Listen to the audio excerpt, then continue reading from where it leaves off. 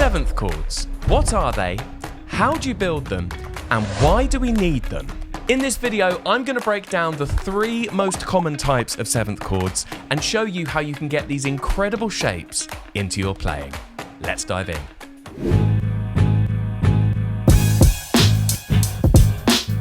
Hello, welcome back to the Keys Coach YouTube channel. My name's Adam and thank you so much for clicking on this video. One of the things I get asked so often is how can I make my chords sound richer? How can I make them sound like they've got more going on? Just a little something beyond the regular major or minor triad.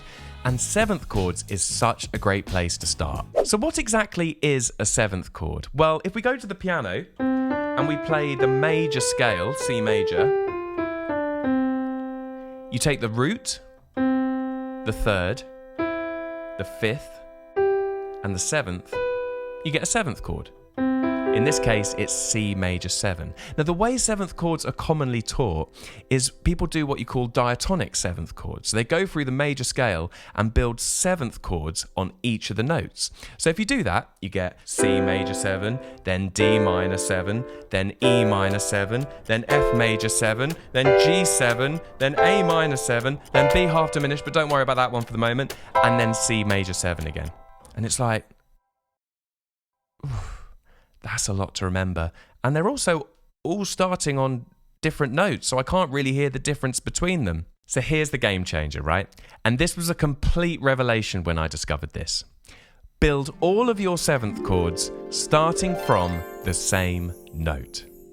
And what that means is that you're not boxed in by whatever key you're in. You can literally go up to any note and have a formula that will mean that you can work out exactly what notes are in that seventh chord, no matter what note or key you're in. And that's exactly what we're going to do today.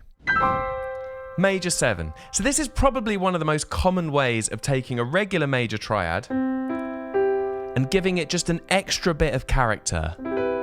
That seventh, can you hear it? That note there. It just gives it something else. If I play you like a groove just on C, like a C triad.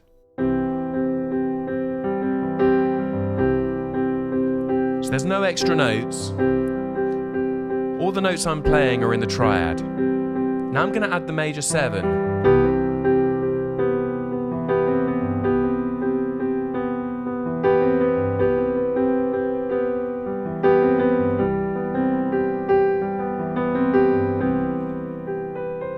Can you hear that? It's that note that just gives it that extra kind of something. I don't really know how to describe it. I mean, this is where music starts to get really subjective, because to some people will hear that as a kind of a really kind of happy, longing kind of sound. Some people might hear it as a slightly more dark kind of sound.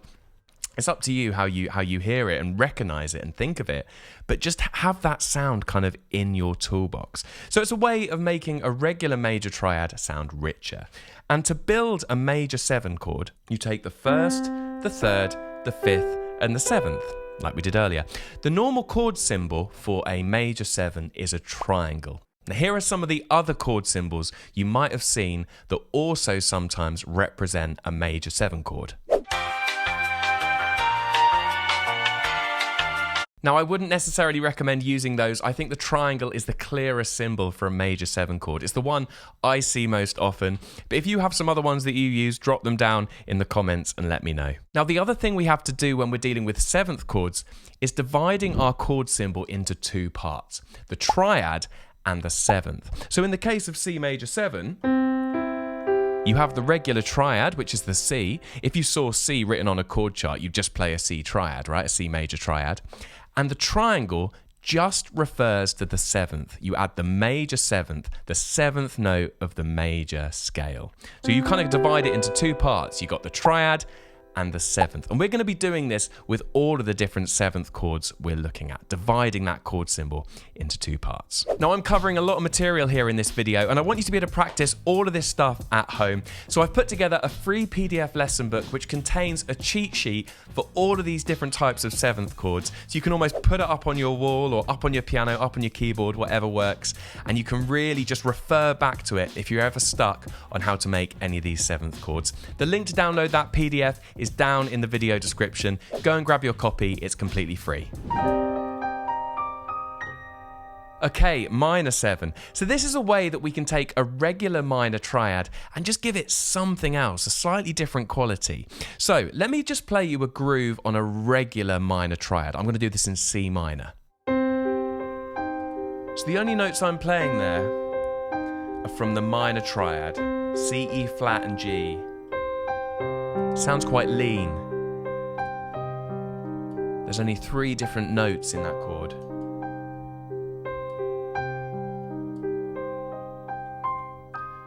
So I'm now going to play a similar thing with C minor 7. Just get the sound. I'll talk you through how to make the minor 7 chord in a second, but just get the sound into your ear. So much of what I'm trying to do on this channel is about hearing it. Okay, sometimes it's good to hear something before you fully understand the theory, and I'm kind of all about that. I think the moment you begin to recognize something, the theory then falls into place. Okay, let's try it. Here's a minor 7, similar sort of groove. Listen to the difference.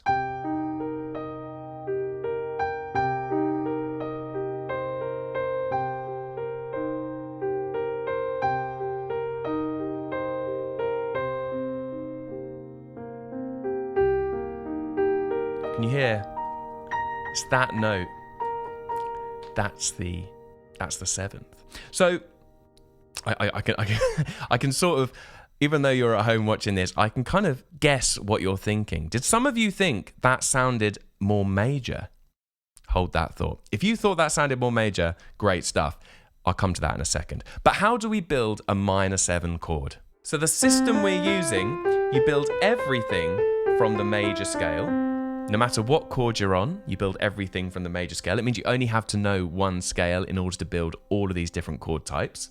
And you build a major 7 chord, take the root, the 3rd, the 5th, and the 7th, and we're then going to change some of the notes in this chord. And what we're going to do is we're going to move some of them down by a semitone. We're going to flatten them. So to get minor 7, you're going to flatten the 7th, and you're going to flatten the 3rd. So if we were to talk about this in terms of a formula, it would be 1, flat 3, 5, flat 7. So just to try that in a different context, let's try and build F minor 7 and go through that whole process. So let's play our F major scale.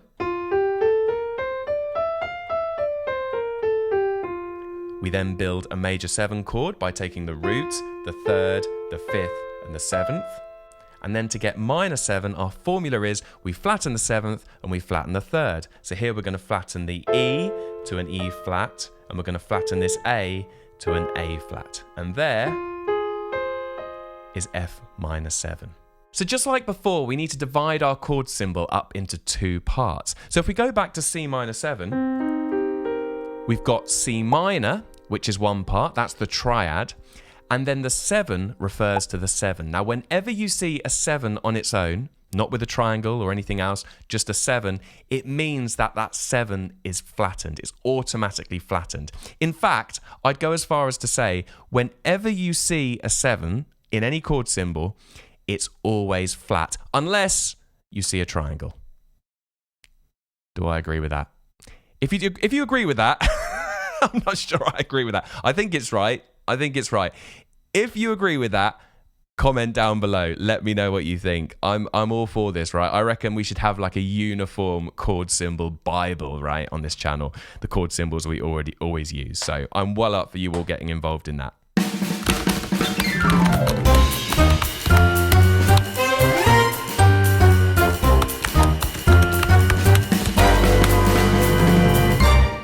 Now, a little bit earlier on, I played you that minor 7 chord, and I wondered whether some of you at home might feel that it sounds a bit more major. And maybe I could play the major 7 chord again. And does something about it sound a bit minor? It's kind of weird, isn't it? And this is something I only realised quite recently, actually. I've just written 2 books for a publisher. They're coming out later this year, and they're all on music theory and kind of practical musicianship. More details will be coming out about that shortly. But as I was writing these books, I finally realised why some people hear minor 7 chords as major and major 7 chords as minor. And it's because there are major and minor triads within both of those chords. Let me show you. So if we take that C minor 7, but I remove the C, we're left with a major triad. So if I was to voice that, I could almost play E flat in my right hand and C in my left hand. But can you see how there's a major triad built within C minor? And this is quite often, I run lots of classes at a conservatoire over here in London on musicianship and practical musicianship. And one of the things we do like ear training, and I'll play a minor 7 chord, and so many people will hear it as major, it's because you're hearing the majorness, that major triad built within the minor 7 chord. The same thing applies for major 7. So if we take C major 7, but I remove the C, we're left with E minor. So if I wanted to voice C major 7, I could play an E minor in my right hand and a C in my left hand. And that would be a perfectly great voicing for C major 7. And again, if you've wondered why you always hear major 7 chords as sounding slightly minor, it's because you're hearing the minorness, the minor triad within that major 7 chord. Now I'm going to let you into a secret here. There was actually a song that triggered this whole realization for me. See if you recognize it.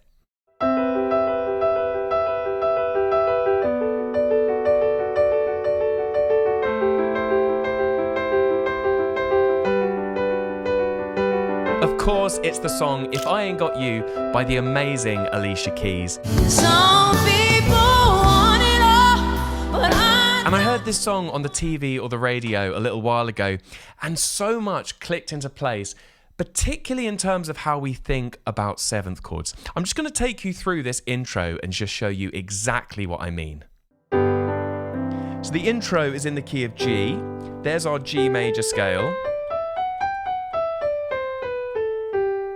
And there are basically 4 chords in the intro, and they actually work their way down from chord 4. Sorry, it's a lot of numbers again, but it goes chord 4, followed by chord 3, then chord 2, and then chord 1. So in the key of G, that would be C major 7, going down to B minor 7, to A minor 7, to G major 7. But that isn't actually how she voices it. She actually plays it like this. There's the first voicing. So what have we got there? C major 7, but we've got the root here, and then an E minor triad in first inversion there.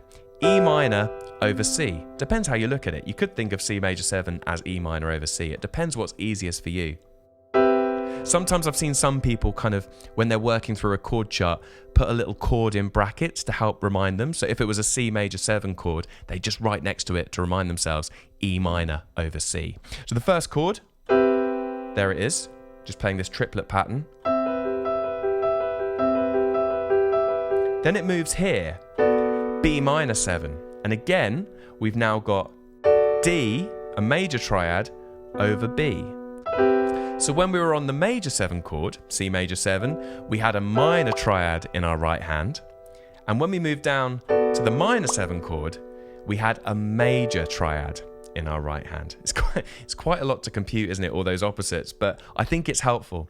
And then we move down to A minor 7, and again, because it's minor 7, we're going to have a major triad, the opposite in our right hand. So here it's C over A, and then we go to G major 7, so we have a minor triad in our right hand. Here they are. Here are all the shapes.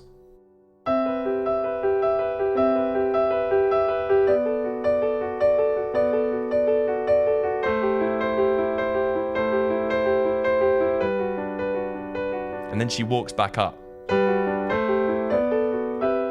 And that completely changed the way I think about these 7th chords.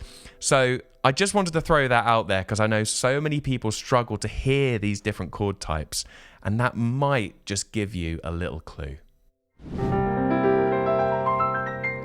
Sorry, it sounds like I'm going to burst into song, doesn't it? Well, maybe that'll help you remember this type of chord. It's so often used in kind of musical theatre and cabaret as a chord that just triggers someone bursting into song. You know, it's, yeah. Anyway, a 7 chord.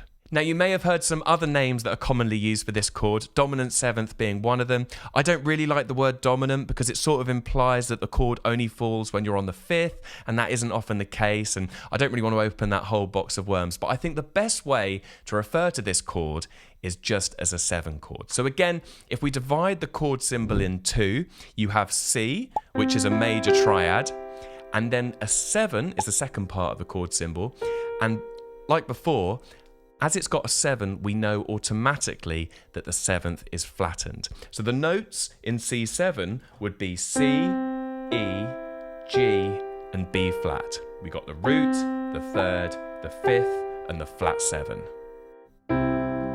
So if I play a regular major chord, again with just the root, third, and fifth in the key of C. Now let me add in that 7, that flat 7.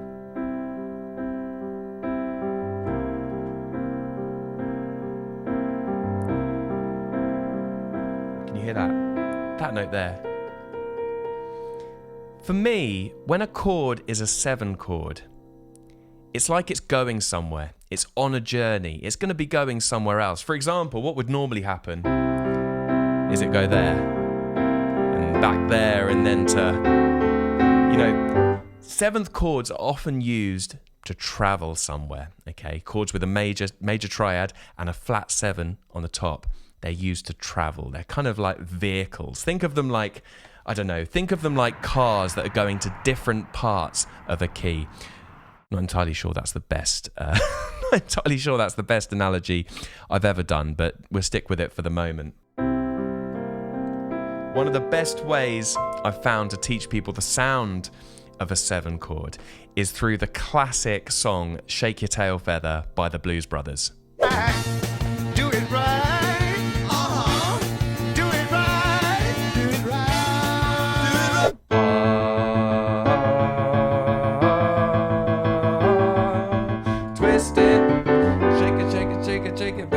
Sorry, excuse my singing, but it kind of gives you an idea, right? And the notes they're singing are root, third, fifth, flat 7. They basically sing all of the notes in the chord. And again, that 7 chord has taken us from the pre-chorus into the chorus. It's kind of that chord that takes us on that journey. So that's a really great way of thinking of those 7th chords. Now you may be wondering, what is the upper triad in a 7 chord? Just like before, we played a chord and we took the root away. What happens on C7? So let's do that. There's our C7 chord. Let's take the root away, take the C away.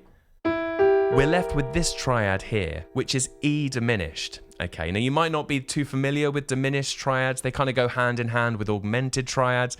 They're a kind of different breed of triad. But what you could do, if you're familiar with diminished triads, is think of C7 as E diminished over C.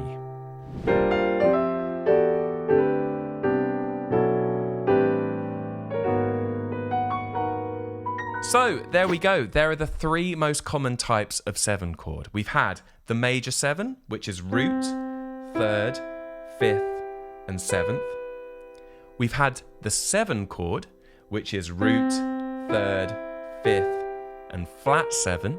Remember, you're doing all of this from the major scale. And then we've had minor 7, which is root, flat 3, 5, flat 7. I'm aware this video's been a bit more theory-based than some of the other videos I've done on the channel, so if that's something you really enjoy, drop a comment down below and let me know. I'm crafting all of the content around the comments you leave on the video, so do let me know what you enjoy, and it really helps me plan the future of the channel. Thank you so much for watching, and if you're looking for another video to take your keys playing to the next level, check out this video right here.